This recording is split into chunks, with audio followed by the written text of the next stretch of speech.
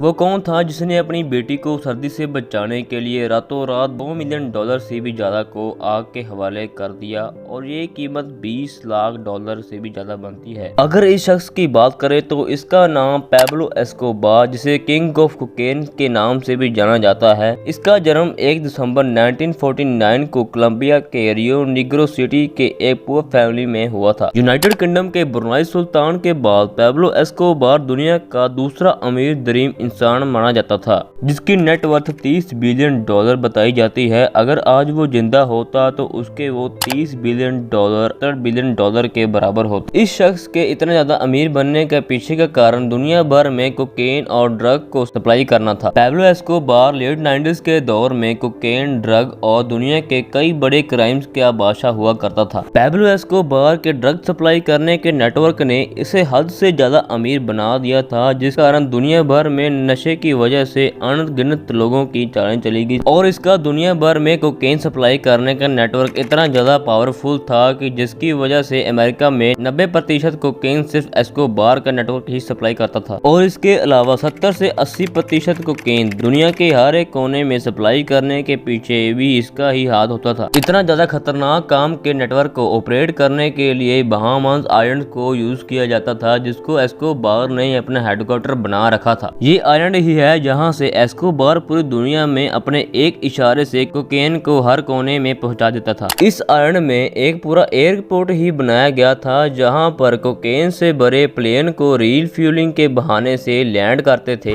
और उसी दौरान उनमें से कोकेन को निकालकर छोटे जहाजों में डालकर अमेरिका की तरफ रवाना कर देते थे। ये सिलसिला महीने में 1-2 बार ही नहीं, कम से कम एक दिन में 4 से 5 बार रिपीट होता था। पैब्लो एस्कोबार के कोकेन सप्लाई करने के एक ही नहीं अनगिनत तरीके थे, जैसे कि उसने चार्टर्ड प्लेन को तो खरीद ही रखा था, लेकिन इसके अलावा उसने कोकेन को अंडरग्राउंड समुद्र के रास्ते से पहुंचाने के लिए 2 सबमराइन यार्ड और एक शिप को भी शामिल किया हुआ था। और अमेरिका में भेजे जाने वाले 15,000 केजी कोकेन में से 1 केजी की कीमत $70,000 ही होती थी, यानी कि एक साल में $378 बिलियन की कोकेन सिर्फ एस्कोबार अमेरिका में ही सेल करता था और ये धंधा पूरे 16 साल तक ऐसे ही चलता रहा। रिसर्चर्स की रिपोर्ट के मुताबिक कि जो कोकेन एस्कोबार $17,000 में बेचता था, वो एस्कोबार को सिर्फ $5,000 की ही पड़ती थी। कहते हैं पैब्लो एस्कोबार पायलट्स को सिर्फ एक फ्लाइट के $5 लाख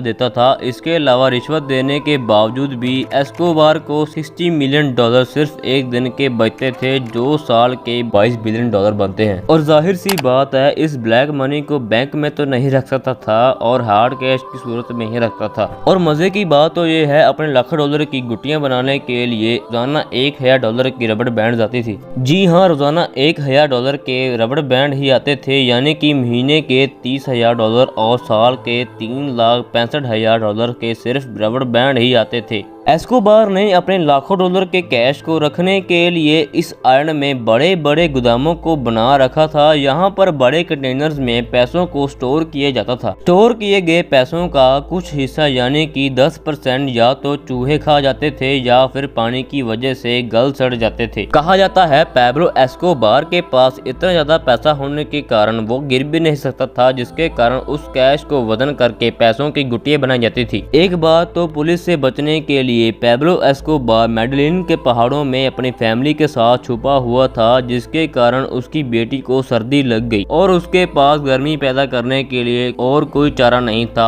और उसने अपने बैग से $2 मिलियन से भी ज्यादा को आग के हवाले कर दिया। जी हाँ, पूरे $20 लाख।